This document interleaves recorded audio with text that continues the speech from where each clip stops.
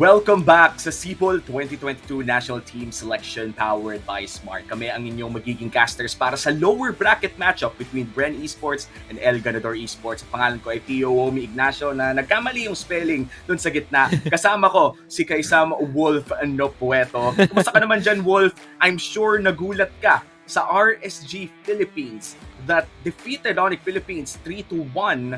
Can you recap what happened in that series? Okay, so they came in prepared. Yun naman sabi ko para sa RSG. At yung para naman sa side ng Onyx Philippines, it kind of looks like they're still playing dun sa previous playing field. At ngayon, parang mas updated at mas prepared ang RSG. Nung unang game, it went well. It snowball yung control ng early stages of the game ay napunta sa Onyx Philippines. But then, afterwards, the games coming after, it was always RSG na may plano, straight up plan, and good at execution when it comes to their lineup. Ang nakita ko sa mga comments, they call it the aggressive ube.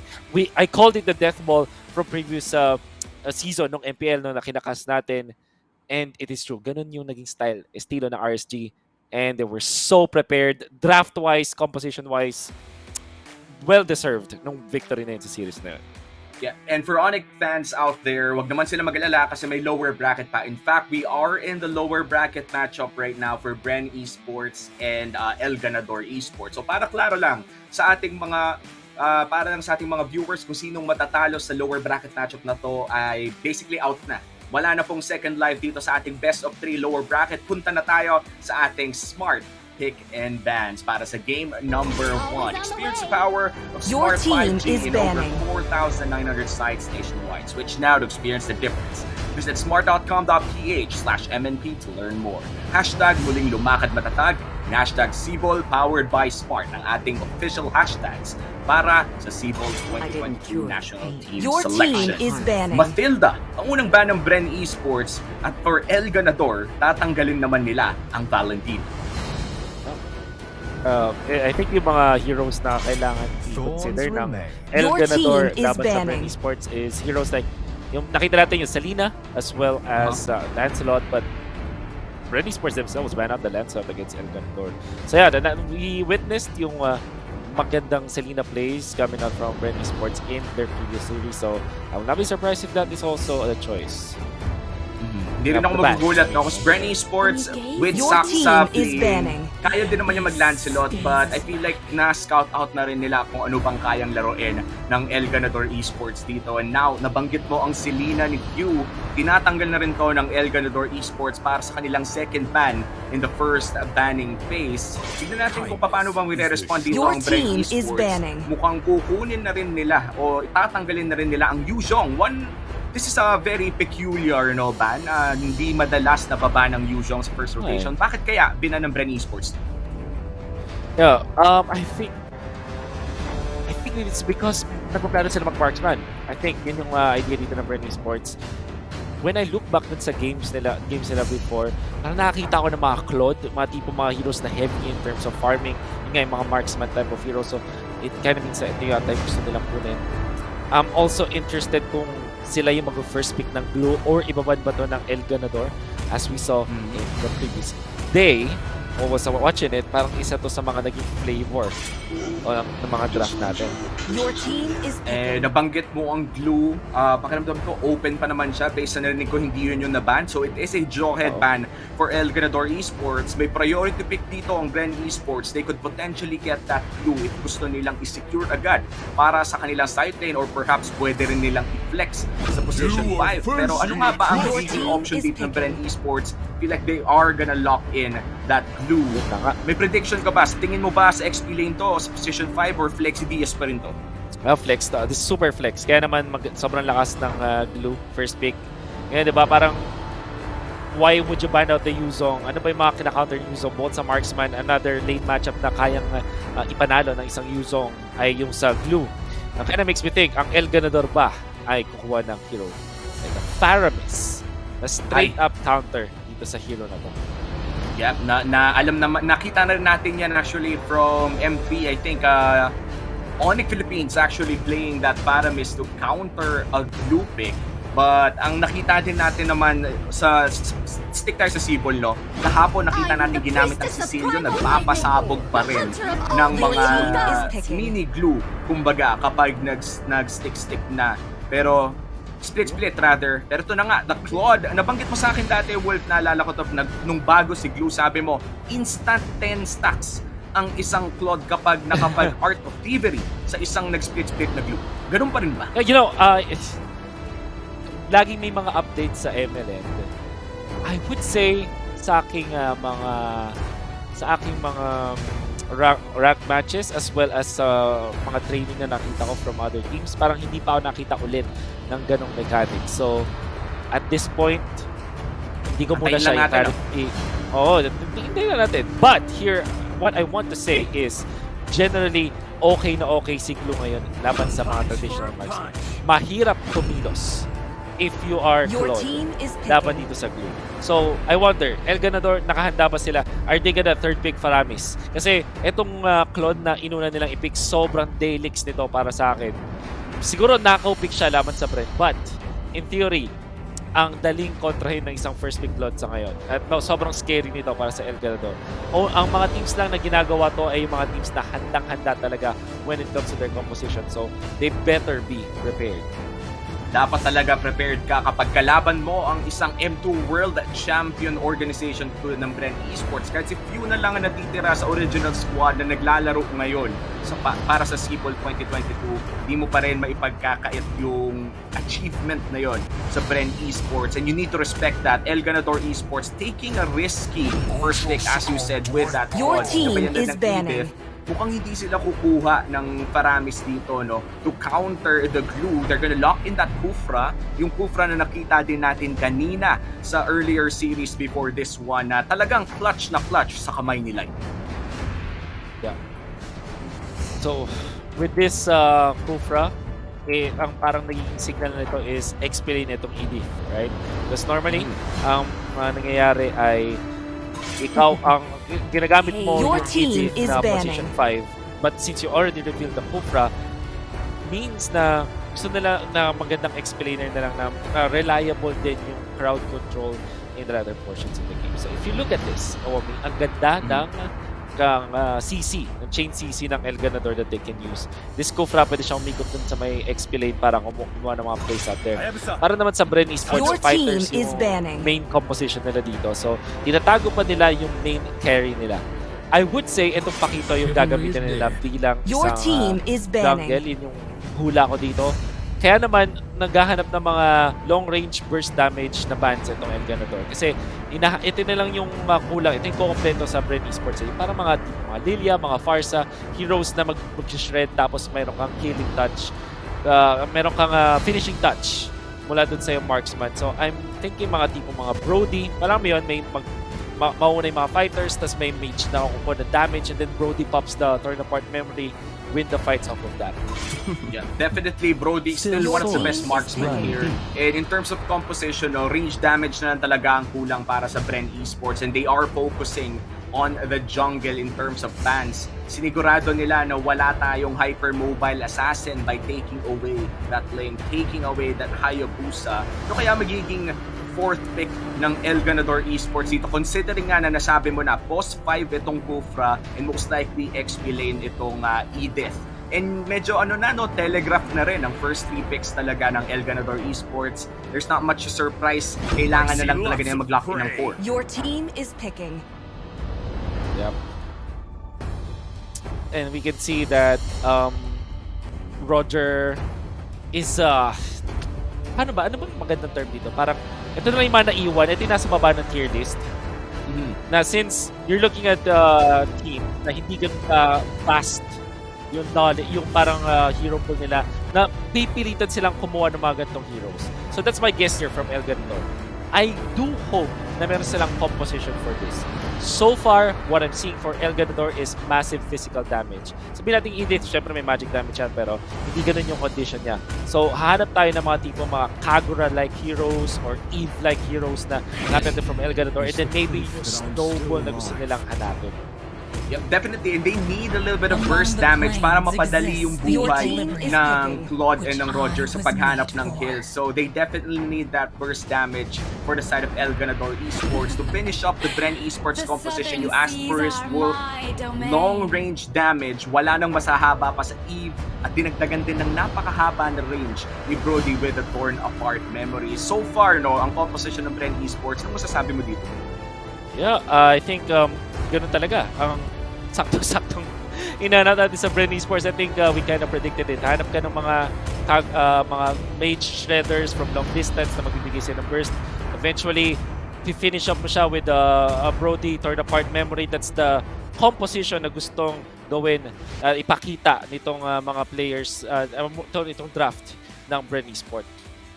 Yeah, and for the side of, I think, El Ganador Esports, medyo napatigil na naman ang oras dito ni kay Sam Wolf na Pueto. Pero habang napapatigil ang kanyang oras, no, meron tayong Kadita Burst Mage na kinuha bilang 5th pick for the side of El Ganador. We asked for burst damage. Gaano nga lang ba ka-dependable ang isang Kadita when we look at a professional match such as this one? Well, completely shifting na to, na hindi ka na titingin sa magic damage talaga. Naghahanap ka ng assassination factor. So -1 factor when you're looking at Kadita, as well as map control. So naghanap ka ng vision. So we're looking for El Ganador. Manggugulat ang El Ganador dito and they need to control the map. Ang problema nila dito is wala sila nung parang mga Eve, Gagora, yung parang constant burst damage, constant nukes. Kasi hindi ganun yung paglalaro talaga ng Kadita. But they do have the ED. So baka doon nila hanapin yon. It's going to be parang farming battle between these two teams. But I would say mas maganda yung composition ng BREN Esports in a way na mas madali siyang i-execute. No. Let's see kung paano nga ba mag-execute ang El Ganador Esports at BREN Esports as we enter the Land of Dawn for Game 1 of our lower bracket. Paalala lang natin sa mga viewers natin dito na kung sino mang matatalo sa series na to ay kailangan nang umuwi. Joy Boy trying to steal away that orange buff. Medyo naging sobrang aggressive ata. And now first blood will go to the Roger of El Ganador Esports. This is great for a snowball marksman. Yep.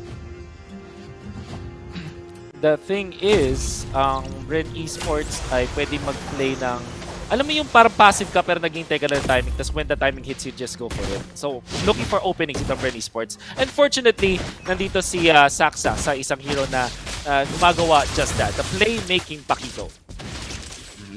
And Kev's suffering a little bit of damage there. At the burn din ang kanyang flicker. 2 minutong walang flicker ang Brody. This is gonna be amazing for El Ganador Esports if kaya nilang mag-capitalize sa gold lane na yun. Ngayon na na-burn na yung flicker, no?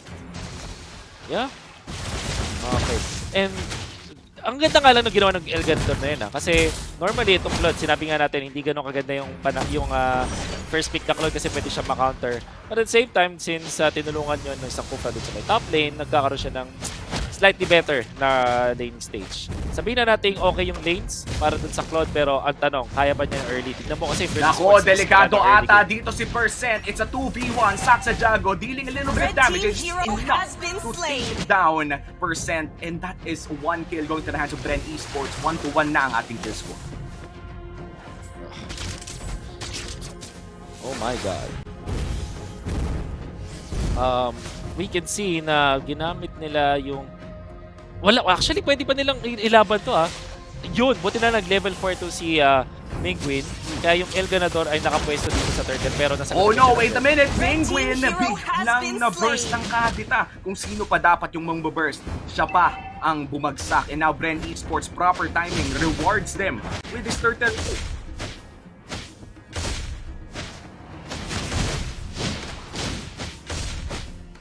Habang hinihintay natin si Wolf na bumalik, ay ang turtle ay napunta sa BREN Esports, and that is the first turtle of the game. The Pakito definitely showing up already. 1-0-1, 100% kill participation on Saksa Jago, and they find another one here, airborne, but he goes a little bit with the reach, and here comes the first one, but Kadita, Kev's might go down. Nice outplay coming in from Mingwin. Here comes Lumiere, hindi tumama ang kanyang revenge.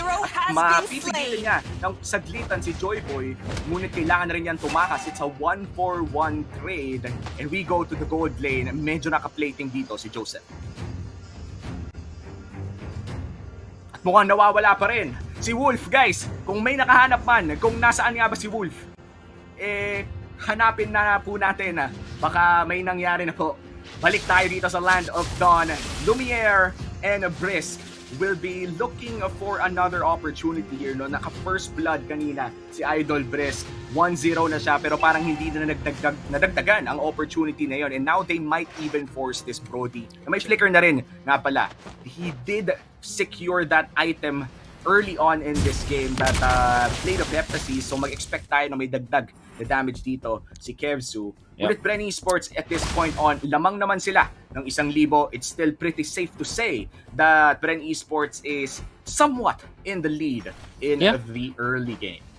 Ang additional pa dito, Omi, kasi ease of execution eh. If you're looking yung sa kanilang composition, para siyang adaling gawin. May chain stun ka, may kang playmaking na pakito, you have your burst damage mula dun sa Eve, tapos pag nag-pop kayo ng ultimate, si control areas, right? So, for El Ganador, kailangan nila maging mas creative kung gusto nilang banggain itong BREN Esports. And Lumiere, medyo nag-aabang na dito ng pwedeng mastan. Does land on Joyboy, but look at Joseph going to the front lines. At buhay pa rin naman siya. Here comes Brisk. Hindi tumama ang knock-up dito ni Kadita. And wala tayong nakuha doon. That was a lot of... actually, meron, no? Bumagsak pala dito si Joseph. At sunod na nga si Lumiere. BREN Esports, they actually find 2 kills in that top side rotation. And the Turtle, once again, beautiful rotation from the M2 World Champions. Oh. Really, really. Magandang recovery mula sa BREN Esports. If you compare this playstyle dun sa playstyle nila against Blacklist International, kulang yung, parang nakulangan ako sa aggressiveness nila when they were playing Blacklist International. Specifically nung Game 1, nung laban nila, when they were playing like Lancelot, if I'm not mistaken. Kahit maganda yung draft nila for the Lancelot, hindi nila na-take advantage. But this time, yung Pakito ay nabibigyan nila, like now, Saxa is playing it well. Kasi parang nabibigyan na, meron na siyang confidence ngayon compared sa before na ang nung laban nila sa Blacklist International, parang naiilang sila palagi. Yeah, Brisk, muntika na siya doon pero got the turret, got out as well. Napakagandang protection na nanggagaling dito kay Percent, no? 5-2 ang ating kill score. 2K ang kalamangan ng BREN Esports. All turtles napunta sa BREN Esports in this game. Magkakaroon pa tayo ng isa pang turtle 60 seconds from now. Let's see kung sino nga bang makakapag-control nun. Tingin ko yung maganda yung control ng BREN Esports kasi meron silang Eve. And generally, kapag meron kang Eve, mas madali talaga yung turtle eh. And although may mga nerfs ngayon dun sa Eve, at this point, 6 minutes in, hindi na siya gano'n nagmamatter at malaki naman yung laman ng BREN Esports. So here comes the Diamond's Rage and Revenge combo! The burst is real! Wala silang pake kahit blue tank ka. Napakasakit pa rin nun. Sinipa pabalik, Wave the Dragon, Mingwin still living. Joy Boy with the play. Pero ito na nga, nahanap nila. 2-man knock-off coming in from Lumiere. Saxa Jago still alive. BREN Esports, as you said, having control over that turtle area. Makakaabot si Granzu 20 seconds from now for the next turtle. Ito yung perfect talaga. Sabi natin creative, dapat ang El Ganador, manggugulat sila. That's what they need to keep on doing.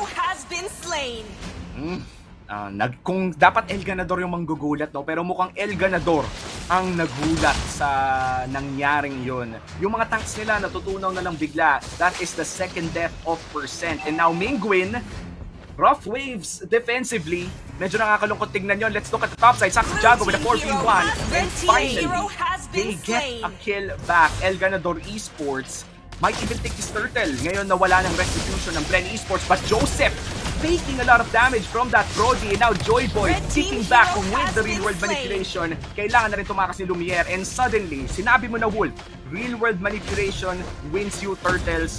Turtle goes to BREN. Yep. Long drawn turtle, pero kukunin pa rin yan. Actually, binigay nila sa Brody. That's interesting. Kasi I always feel na yung turtle buff, sobrang ganda niya para sa isang jungler Pakito. Kasi meron kang shield, tapos you also have that damage bonus. Like, madadagdag yung attack damage mo, which also means na mas maganda yung teamfight impact mo. But with Brody ngayon, siguro ang sabi ng BREN Esports, let's fight. Gamitin natin itong turtle buff kay Kevzu Or yan, kuha na siya ng Blade of Despair. So maybe they will push dun sa kanyang lane. Red team Maybe turret they'll has try to been get a destroyed. fight. So, interesting decision from BREN Esports, but at this point, napakalaki na lamang nila, so it doesn't matter, actually. Yeah, and Joseph is struggling in that gold lane, no? Si Joseph din talaga ang pangalan sa toong buhay.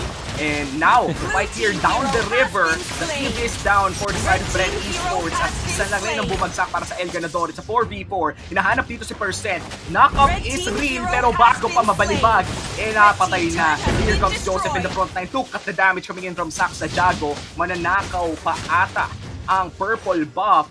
And that is just BREN Esports. Nagmamakro habang nagmamicro, men. Kakaiba ang galawan ng BREN sa fight na yun. Yeah.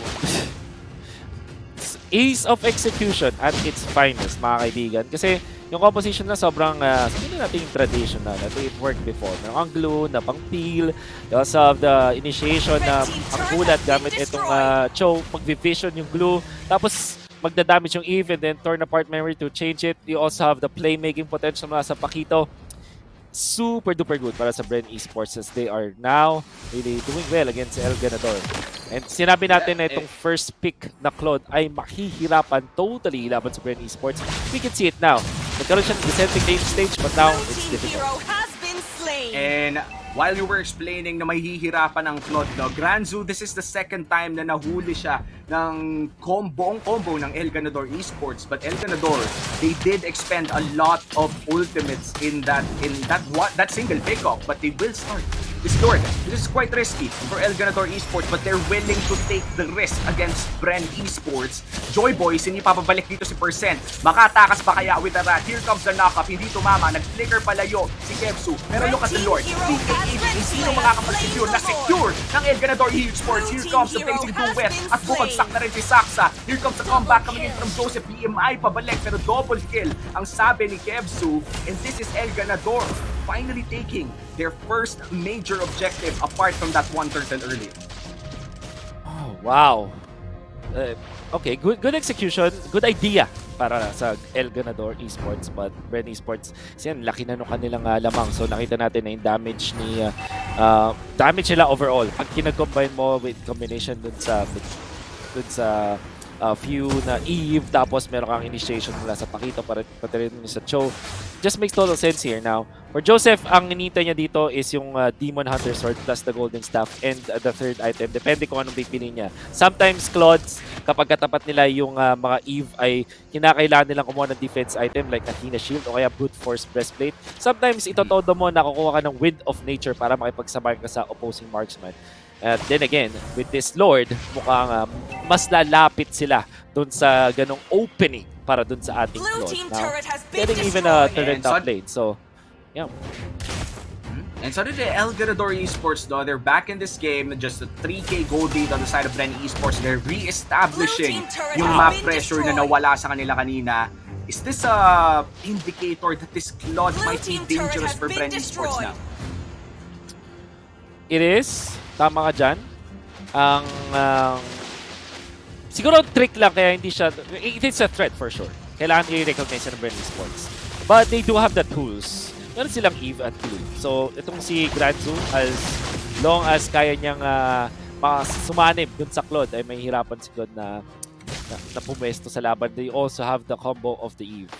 But El Ganador, so it seems, I mean, hindi nila hinahayaan tong si Joseph na mahuli. Joseph is just one death in this game. In fairness, this is already... pressure sa kanya kanina. Exactly. So, he went for Wind of Nature nga. Yun yung kanyang third item. Katulad ng pinag-usapan natin na sasabayan niya yung enemy marksman.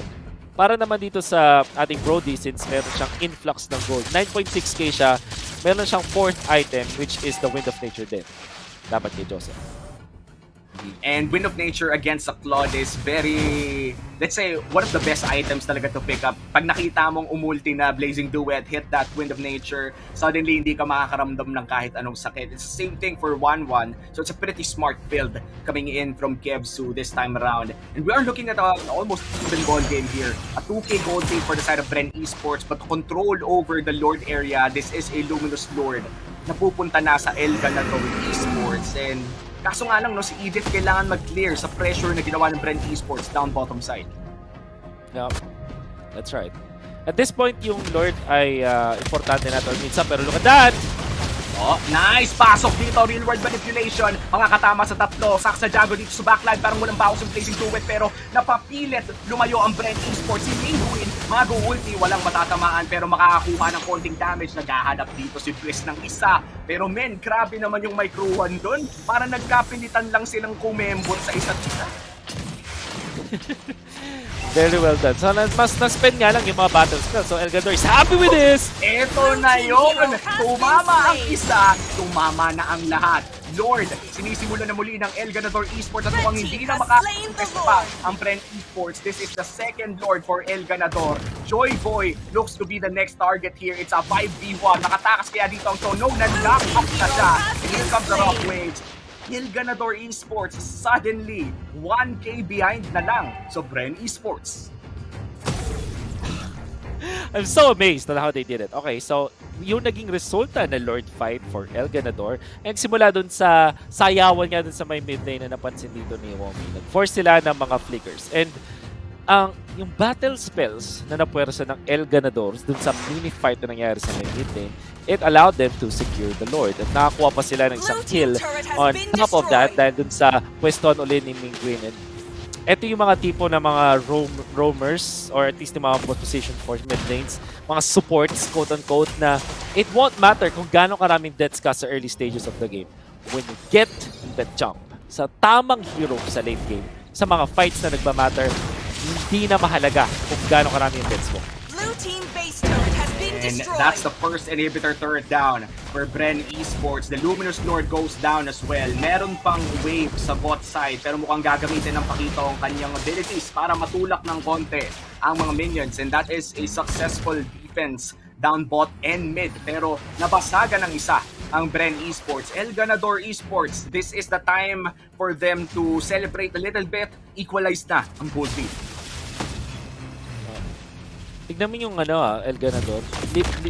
They move as 5 because alam nila may potential na kasi makasipal si Saksa. And in fact, si Joy Boy, nakita natin naghahanap-hanap ng opening since hindi nila alam kung nasan si Cho. Hindi sila maghihiwalay kasi alam nila na pwedeng makakuha ng gulat itong BREN Esports. They're making sure na maganda ang game para sa kanilang marksman. And now, this explains everything. Kung bakit nila kinuha agad yung Roger, then eventually go for the last pick na Kadita at kumuha sila ng first pick na Claude kasi handa nga sila dito sa composition na to. So far, para sa El Ganador, sobrang komportable nila dito sa kanilang composition at sa kanilang execution ng lineup nila. And I'm happy to see this. El Ganador, this is like one of the first few times na makakast ko yung game sila. At dito pa tayo sa big stage kung saan we define the SIBOL 2022 national team, di ba? So, Yeah. such a great time to showcase yourselves kung ikaw ang El Ganador. Yeah, definitely. And it is a do or die as well against BREN Esports. No? Game 1 pa lang naman. This is a best of 3 series. Ngunit kung sino talagang matatalo sa series na to ay kailangan na umuwi. El Ganador Esports, they're running a burst mage with a Roger. Nakita natin to ng M3 pero madalas Eudora ang pinapares sa isang Roger, di ba? Yep, that's right. This time, Kadita naman, magic worship. Of course, Petrify makes it so na they expose si Medivh. Kasi gagawin dito kapag nag-real world manipulation, gagawa ka lang ng torrent and then you just go for the knock-up, instantly canceling yung ultimate heal. Pero wait lang, Lord is reset here. Granzu, kinailangan mag-split-split. At si Joseph, nakikipag-contest pa, nakikipag-agawan pa ng camps. And now, sisimulan ulit nila ang Lord. Half HP on this Lord. BREN Esports, they can't give this away for free. Kailangan ng pumwesto nila Few, kailangan ng pumwesto ng Brody. Pinapagalan ng konti ng El Ganador Esports ang pag-take ng Lord. But Lord is down 8,000 HP. Here comes the take. Sino makapag-secure? Ang Claude na nakapag-secure ang nasipan. Pabalik ng reward manipulator dito sa first game. Napunta dito sa Roger. At sunod-sunod na nga, killing spree. Para sa Claude, tatlo na lang ang nanatili sa BREN Esports. Kailangan nila mag-back. The Brody still alive. Sasapakin na ng ata. And that is a shutdown. A double kill for the Roger. Si Few at si Saksa ang nananatiling buhay para sa BREN Esports. Lord secured by El Ganador. Wow! That was so perfectly done mula sa El Ganador. Sobrang linis. And it really looked like they're the team na parang sila pa yung nakapag-champion na before sa world stage. Ganon kalinis yung execution na yun. Going for the jump against BREN Esports, peeling through. Even yung pag-setup nila dun sa Lord Fight na yun, kung saan tinulak nila yung top lane, tapos nag-poke sila, nag-force sila ng split-split. Everything was well Wait done. a minute, it's the upset wheel! Base na agad ang sabi ng El Ganador Esports, 1-0 against BREN Esports. My God! El Ganador Esports struggling in the early stages, I would say. Maganda, malaki yung lamang ng BREN Esports. They first picked the Claude, which was a question mark to me. Tapos kumuha sila ng isang Rogers sa fourth pick na parang nauubusan na ba sila ng junglers? But they said, no, merong set plan to. At eto yun, maghahanap tayo ng mid-game team fights. Tatalon tayo with the Kufra and the Kadita together for the chain stun and we snowball afterwards. Patapos nilang gawin yung mga kills na yon, yung mga panggulat na yun sa BREN Esports, what happened after was a clean execution on their part. Naghanap sila ng mga forced ultimates, tama yung mga items na kinuha nila for their specific heroes, and then eventually executed properly in the late game. Etong ginawa ni Joseph na nag-third pick siya ng Wind of Nature para makasabay siya, eventually going for Brute Force Breastplate, tapos kumuha siya ng Thunderbelt at Rose Gold Meteor. So much defense items kasi alam niya na pwede siyang talunan ng Glue at ultian ng Eve. Pero pag nag-survive lang siya ng kahit konti, lifesteal is there at kaya na nilang mag-sustain dun sa laban. Napakagandang execution mula sa El Ganador. Yep, and who would have expect, no, parang this was an MPL versus a non-MPL team. Let's watch the smart plays of the game, Wolf. Man, as you said earlier, BREN Esports was definitely ahead in the early game, but after 2 consecutive Lords for El Ganador Esports, they were able to change the story of game number 1. It's already match point for El Ganador Esports. If they secure game number 2, they could potentially, take BREN Esports out of SIBOL. And that is such a big statement for the amateur scene of the Philippines. What adjustments could BREN Esports do for game number 2 while we watch the smart plays? I just have to close out the game better. Yun na lang yung masasabi ko dito na siguro naging complacent din yung BREN Esports kasi laki na nga talaga ng lamang nila and hindi na sila nag-check ng kanilang mga bushes and that's why typically kaya ito that's one of the first few kills na nahanap nila kasi may naglalaboy dun si Granzo. So I think hindi yun dapat gawin. And El Ganador naman kasi straight up yung plan nila group up together tayo, maglima na tayo around the 10-minute mark, 'di ba? Para mag-farm na tayo tapos kunin natin yung Lord. Let's try to win the Lord fights. For BREN Esports na siguro after nung kanilang napakagandang early stage na control, bigla silang nawalan ng good housekeeping na dapat hinanap natin sa mga teams ngayon. Good housekeeping meaning, check nila yung mga positions sa mga team, hinahanap nila kung nasan si Kufra at si Kadita bago mag-engage so that yung information can be converted into an advantage para sa BREN Esports. So, I think they're not doing badly dun sa kanilang draft, pati na rin dun sa kanilang mismong execution when it comes to their spells whatsoever, yung connection nila na doon. Pero yun lang parang housekeeping na lang ang kailangang ibalik ng BREN Esports dito. Yep. And especially yung sinabi mo nga, discipline sa pag-check ng mga bushes, information definitely is key for creating better decisions inside this game. So BREN Esports, pwede silang matuto dito and pwede silang magising dahil kailangan na talaga nilang manalo. This is already match point for El Ganador Esports. This was such an intense game for our third series of the day. And ito, lower bracket matchup na to. So this is a best of 3. Para sa mga nako-confuse na mga viewers na kakarating lang, bakit best of 5 kanina? Winners bracket po kasi yon, mga nasa upper bracket. At ngayon na nasa losers bracket na tayo, balik tayo sa best of 3 format. Of course, di pa naman tapos ang laro. So kung BREN Esports fan ka, make sure to share the stream right now. Imbitahan mo na lahat ng mga BREN Esports fans din na mga tropa mo. Dahil may one game pa. Kailangan talaga i-cheer nyo na ang inyong mga favorite naman nila. Para naman sa mga talagang sumusubaybay sa amateur scene, well, oras nyo na. I-share nyo na rin yung stream El Ganador Esports. Isang laro na lang ang kailangan nila para maka-sweep ang BREN Esports. Ang hirap sabihin, sweep BREN Esports sa SIBOL 2022 National Team Selection powered by Smart. Muli, kami ang inyong casters. My name is Theo Umi Ignacio. Kasama ko dito si kay Sam Wolf Nopueto. Magbabalik tayo sa second game ng BREN versus El Ganador matapos ang short break.